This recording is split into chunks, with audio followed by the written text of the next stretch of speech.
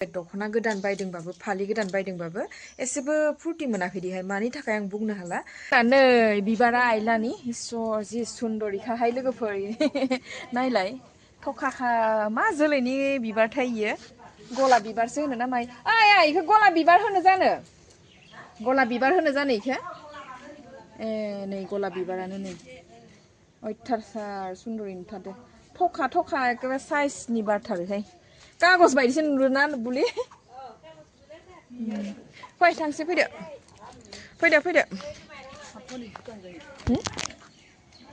फान्थावा हाय गायनाय गोजा इफोर मालाय फान्थावा बुलि फै हाबै खानसै नै बुलि लानाव जों बायबाय मिथिङा बायबाय दा थाबायलांनोसै आरो देखायदोब्रा रांखौ बेसे गोबां मोनदों आंनाथ' बिखा खनायावसो हाबैबाय दा मालायनिसो ज्राव हैनोसैलाय नै आंनाबो नै लोगोफोर बिरि बायदिसो थनना लाबोदों आङो ओमफ्राय माबा माबि माबाखौबो आरो मोनसेखौ रानबावबा मोनबावगोनसो जोंना आरो मोनसे राननो दंबावोसो लोगोफोर बै मोनसेया एसे गोबाङै गोलैगोन नै खिन्थु 1200 करि गोलैबाय ना हिसाब निकास खालामनानै 1200बाबोथ' दख'ना गांसेनि दाम ओमफ्राय आरो मोनसेया बैसागुनि मास मोनसे सिगां रानबावगोन बेखौ 2500सो मोनगोन खोमा ना खुरलुखौ लायनो मोनबाय आरो ना एसेबाबो रां दांनो मोनबाय ओमफ्राय बेखौ आङो सिदा बाहायखानोसै दिनै लोगोफोर नोंबो थांबा आं दा थांथ'ला थांनानै नायखादोब्रा आंनि बुस्थुखौ आं लाना दोनखादो आं थांगासिनो मानि फैब्रा थांखानोसै र' हासुनो ओंखारदों आंबो नै लोगोफोर बैसागुनि एडभान्स मोजां नुदों नुवाखै नै नायदो नोंथांमोना मोजां नुदों नुवाखै मोजाङानो मोजां नुदों ना ओमफ्राय इन्दि फालि गांसे नै लोगोफोर मोजां नुदों ना इन्दि फालिखौ नै नायदो बरिया सुन्दर ओमफ्राय मा ब्लाउस गानबा समायोहाय गुफुराबो समायगोन गुफुर दा गलाबाबो समायगोन नै इजोंबो नायखायाखै मोनाबलि आं नुखादोंहाय मा मोजांखालाय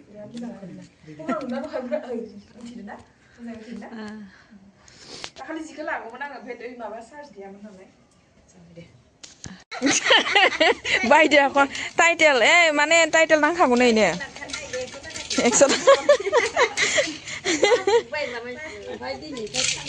डाइरेक्टखौ टाइटेल होनदों नामाथाय नामा टटेल एक्सननि नांगौ टाइटेल एक्सन नांगौ दे जागोन दे पासपुरनखौबो मा होनो पासबुक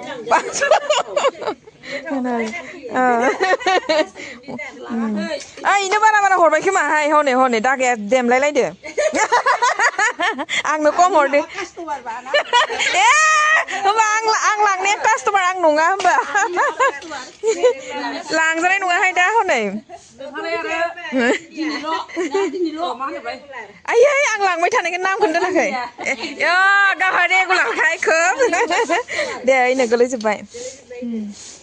दाहोनायाबो हनै मालाय आफाया दाहोना होनना लाखायोहाय सेथ्ला सिबायानो हनै दाहोना होननायखाय दा आंखौसो सोरबा बुंलायगोन माने दाहोना होनदों होननानै आफाया मालाय गावनो गाव दाहोना होनना लाखायो ना मागुर दा बिदि होनबाबो दाय जागोन दाहोना होनदों होननानै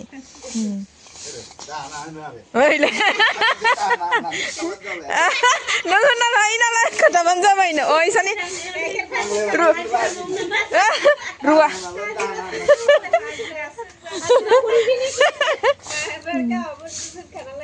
होनना लाखायो आं दाहोनासो होननानै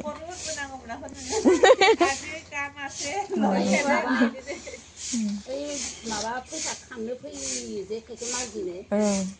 होमबाबो होनो आरो आंनि न'खरनि दाहोना आंखौनो खनबैसो होनदो से आं मिथिया आंलाय सासे दाहोनासो इदि होनखायो आफाया गोसोआवनो थालायनाय बुंदो आख' सिबनांगौहाय हौवा हिनजाव खोथा गैया टाइमानो गैया मानसि गैया नालाय आरो आजिखालिलाय लादो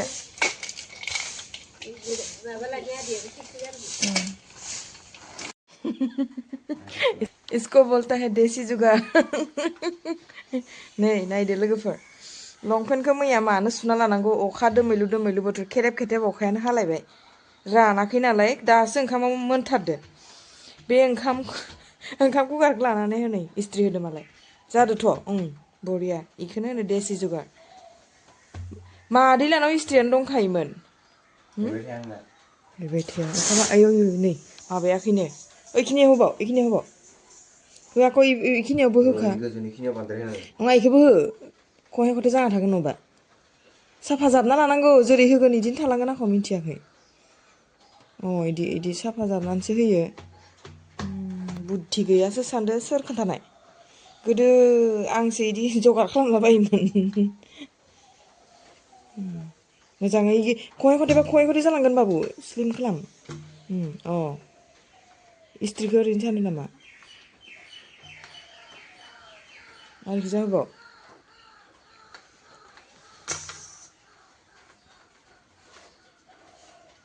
देनजारलै नोंनि दिमागाबो आरो बेलथायनानै आंखौ होफिन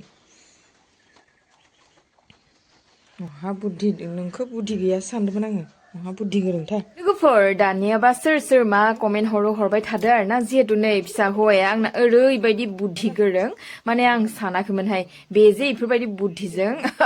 लंपेन्टखौ इस्ट्रि होगोन होननानै माने मोनासि टाइमाव सुना लाबाय दानाबा राना दिनै सानदेबाबो लोगोफोर मास पासनि खोथा दं आरो ना मास पास खालामनो थाखाय लखिमपुर एनुवेल कलेजाव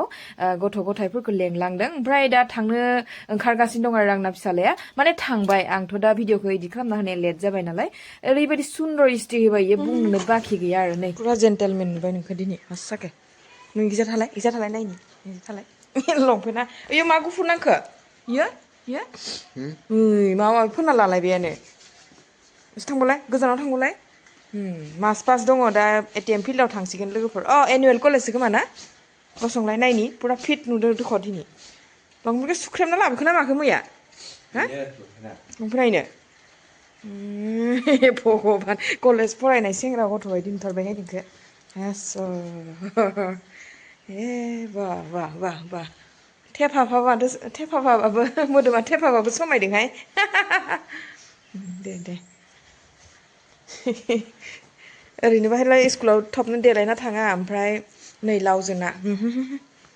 इदि जाबाय इजा खाथियाव फै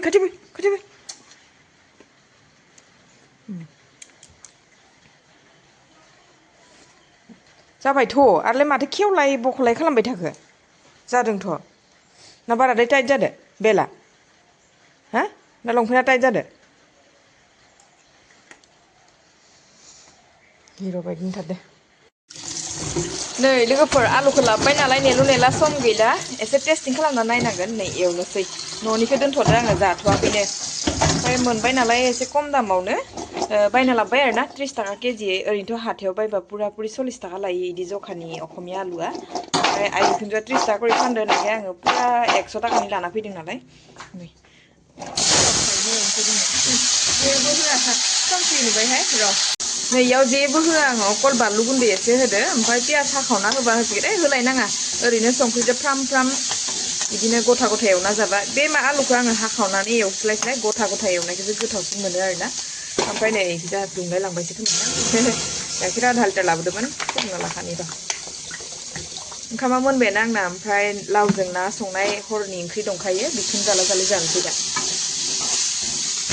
नैहाय लोगोफोर आलुआ मोनबाय जि मोजां रद' जानो गोथावथार जादों आरोना आं एसे साखिना नायबायबो ओमफ्राय लावजों ना हरनि संनायखौ लाबाय खुरनानै लाबाय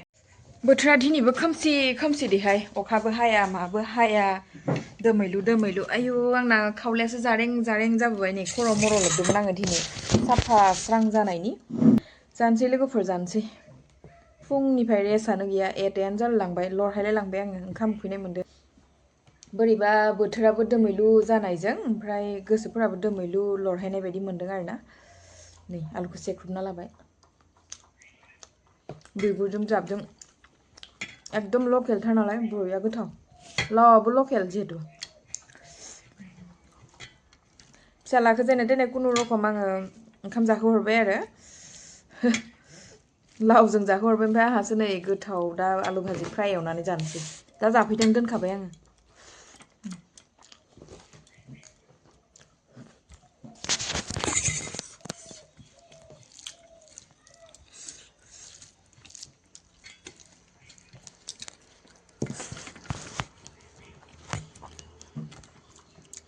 आंहानि न'नि आलु बायदि एखेथार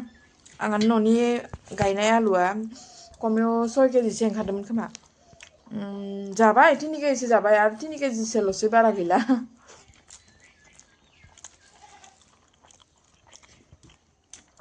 ओरैनो थास्लायस्लाय गायनाया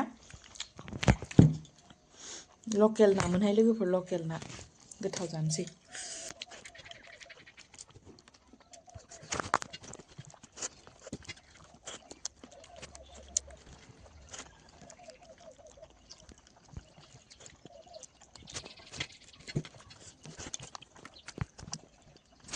नैहाय फथायानो दोलालायबाय आंहा लोगोफोर